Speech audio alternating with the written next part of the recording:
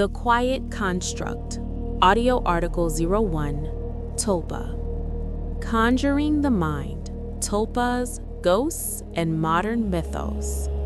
In the dim recesses of consciousness, stories arise like phantoms. Some are voluntary, some intrude without permission. They are woven from the raw material of thought itself. In this audio article, we explore tulpas, imaginal companions born of deliberate focus, alongside ghosts, Slender Man, and other urban legends. Together, they form a strange ecology of beings that exist nowhere but in the human mind, yet feel profoundly real to those who encounter them. These narratives, whether ancient, whispered, or digitally shared, reflect deep cognitive processes, perception, memory, belief. Focused attention, suggestion, and cultural storytelling can make us birth and believe entities that dwell in darkness. They are real only within the labyrinth of the mind, yet powerful enough to shape emotion, behavior, and fear. Tulpa, conjuring souls of thought. A tulpa is often described as a materialized thought form, typically human in shape, created through intense concentration and sustained mental practice. Modern practitioners, who call themselves tulpamancers, report that a tulpa feels like an independent, sentient companion existing inside the mind. Unlike ghosts or spirits, a tulpa is not accidental, it is cultivated. It begins as imagination, but over time acquires something more, an apparent autonomy, a presence that feels distinct from the self. Although the word originates in Tibetan mysticism, modern Western interpretations are largely divorced from those roots. The tulpa known today owes more to 20th century spiritualism and popular culture than to traditional Buddhist practice. Even early accounts, such as the famous 1929 travel narrative describing tulpa creation in Tibet, are now understood as theosophical interpretations rather than authentic ritual records. Under contemporary scrutiny, tulpas appear less mystical and more psychological. Researchers describe tulpamancers as individuals who create imaginal headmates, separate inner personalities believed to share the same brain. Through sustained focus, the practitioner sculpts consciousness itself, coaxing a second self into waking life. Early guides emphasized long periods of silent concentration.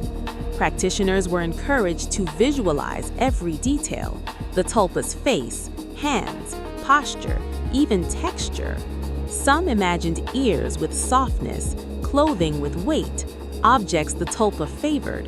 The goal was not fantasy, but familiarity. Modern techniques are simpler.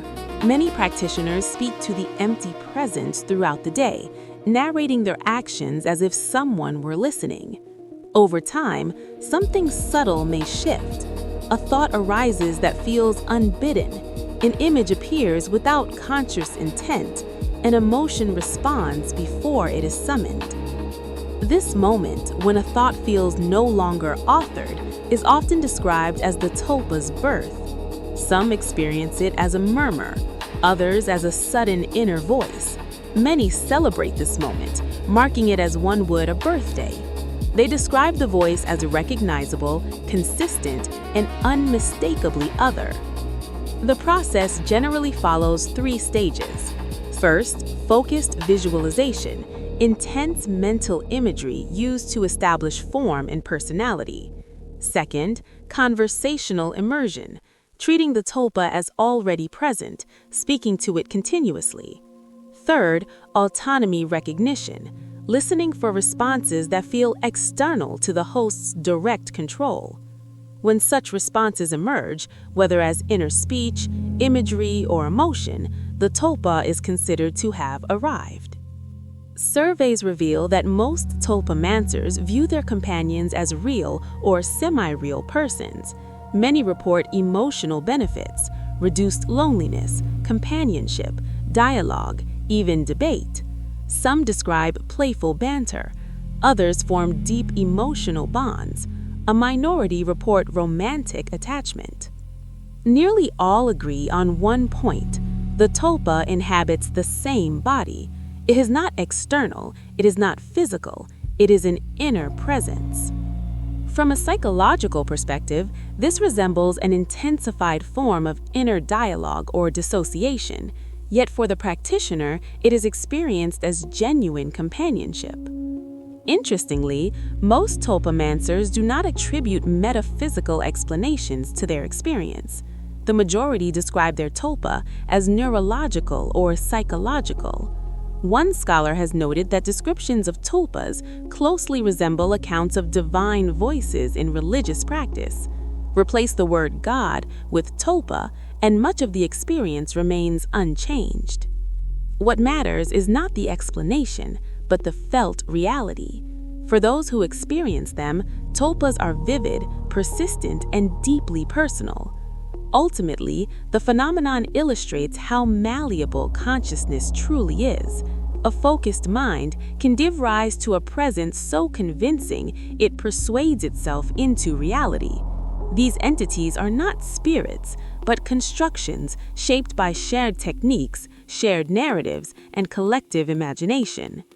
From the outside, a tulpa may appear as an intentional hallucination. From within, it feels like a second soul walking quietly beside you. Ghosts and the brain's phantoms. If tulpas are summoned, ghosts arrive uninvited. They are typically interpreted as spirits of the dead or paranormal intrusions. Yet cognitive science suggests many ghostly encounters originate not in haunted spaces, but in the brain itself. Sleep paralysis offers one clearest example. When the mind wakes while the body remains paralyzed, dream imagery can spill into waking awareness. Figures press on the chest, shapes whisper in the dark. For centuries, this experience fueled folklore of night demons and spectral visitors. Beyond sleep, simple perceptual errors can feel supernatural. The human brain is a pattern-making machine. It finds faces in clouds, wood grain, shadows. This phenomenon, pareidolia, becomes especially potent in darkness and fear. A cult becomes a figure, a branch becomes a hand. People prone to hallucination-like experiences are significantly more likely to see faces in visual noise. When expectation and belief enter the equation, the brain fills in the rest. Top-down processing further complicates perception. When sensory information is ambiguous, the brain substitutes memory and fear. If someone already believes in ghosts, a vague sensation becomes a narrative of haunting. Electronic voice phenomena work the same way. Static becomes speech once a listener expects words. The mind imposes language onto chaos. Despite widespread belief, scientific investigations consistently find no evidence of spirits. Ghosts violate fundamental physical laws, and controlled studies repeatedly demonstrate mundane explanations: stress, sleep disruption, suggestion, and expectation. Yet belief persists. In darkness and solitude, sensory input weakens. The brain compensates by generating reality. A footstep becomes intention. A shadow becomes presence. If Stephen King were describing it, the horror would not be the ghost, but how easily the mind believes the ghost is real. Slender Man, a digital apparition. In the internet age, myths no longer require centuries to form. They need only attention. Slender Man emerged in 2009 as a fictional image on an online forum, a tall, faceless figure lurking behind children in photographs. Within weeks, users expanded the myth, adding stories, images, and lore. Slender Man became a shared narrative space, collectively authored. He embodied modern anxieties, lost innocence, unseen surveillance, threats hidden in plain sight. Each retelling deepened the myth. Each participant added detail. Then, fiction crossed a terrible boundary. In 2014, two 12-year-old girls attempted to murder a friend, believing the act would please Slender Man and grant them belonging. Media coverage framed the event as an internet demon infecting young minds. The reality was quieter and more tragic. One girl suffered from untreated schizophrenia and shared psychosis. Slender Man served as the externalized structure for their delusions. Rather than confronting mental illness, culture mythologized the myth. Some speculated that collective belief had summoned Slender Man into existence, a modern tulpa born of attention, but this explanation merely recycled folklore language. Slender Man was never real. What was real was the human need for narrative, belonging, and explanation. Modern myths function exactly as ancient ones did. They give shape to fear. They explain the unexplainable. They provide symbols for anxieties we cannot articulate. Urban legends thrive because the brain is biased toward danger. Stories involving threats are remembered better than neutral ones. Fear spreads faster than reassurance.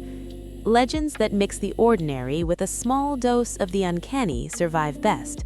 A familiar setting, one strange detail, just enough impossibility to linger. Repetition strengthens belief. Even false stories feel true once heard often enough. Familiarity breeds credibility. In a digital ecosystem, attention amplifies folklore. Shared belief forms communities. Panic becomes narrative. Rumor becomes reality. These myths persist not because they are true, but because they resonate with inner fears. Conclusion: the shadow we cast. Tulpas, ghosts, Slender Man, and urban legends all occupy the same psychological territory, the boundary between perception and belief. They reveal consciousness as an active storyteller. Focus creates form. Expectation creates presence. Narrative fills silence. The mind does not merely reflect reality, it constructs it. In solitude, in darkness, in fear, imagination speaks, and sometimes we answer. The true specter is not external, it is the shadow cast by thought itself. We are both conjurers and witnesses, inhabitants of a house built entirely within the mind. And once a story is told there, it rarely leaves.